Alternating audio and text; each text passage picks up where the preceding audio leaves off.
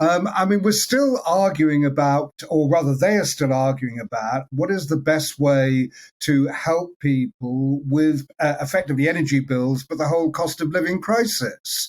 And at the moment, last night, Liz Truss was sticking to her guns. It was going to be tax cuts. That was the way forward.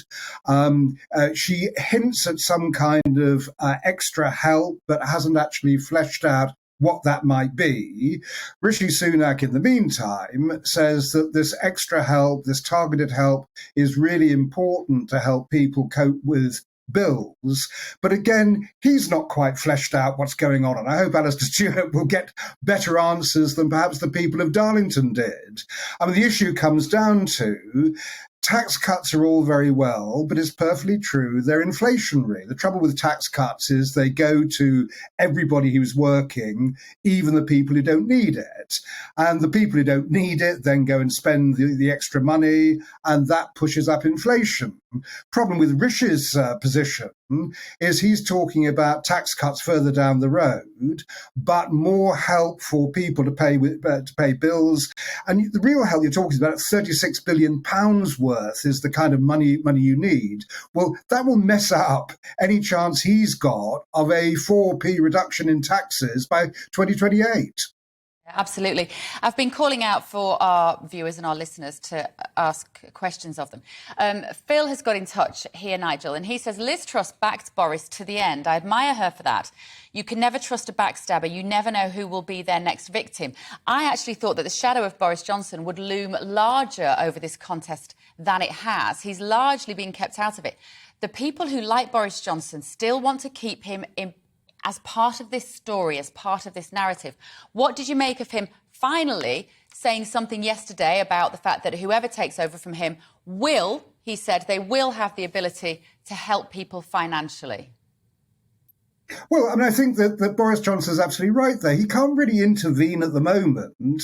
And again, Bev, you're absolutely right. There seem to be a lot of Tory members, or a substantial minority of them anyway, who would like to keep Boris Johnson as Prime Minister. I mean, that we've seen 10,000 of them sign a petition to get his name on the ballot paper. That was never possible, but it shows the kind of level of support he's got. But at the moment, Boris Johnson is a lame-duck Prime Minister. There is no government going on at the moment while this leadership contest continues. So he very much has to take a back seat. And the one thing he can't do, and I think he's right here, the idea of the Gordon Brown's idea of getting Rishi Sunak and Liz Truss round the table with him and do something about helping people right now just isn't terribly practical. Liz Truss and Rishi Sunak are poles apart with their economic policy.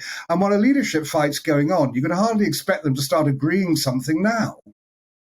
A news story this morning.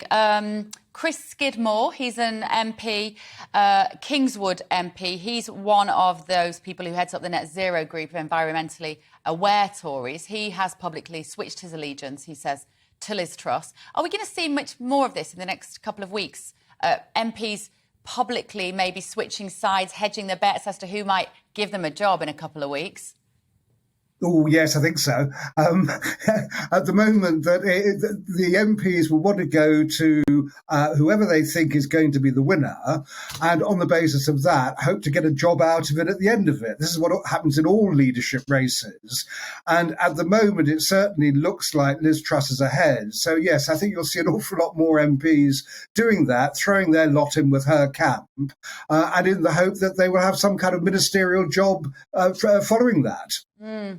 What do you think will happen, Nigel? Just look in your crystal ball, your political crystal ball.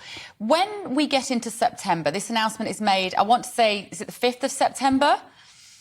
That's right.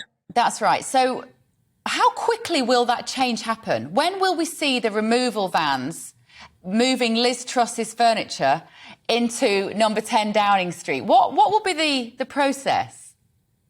Oh, it's that day. It is absolutely immediate. I would imagine that Boris and Carrie Johnson are packing up their belongings as we speak, because they'll have to be out by then. As soon as the new Prime Minister is declared, in they'll go to number 10. There'll be an optimistic statement on the doorstep about what their premiership will actually mean. And they'll walk straight through that famous number 10 front door and start looking around at the carpets and curtains and seeing if they want to change anything.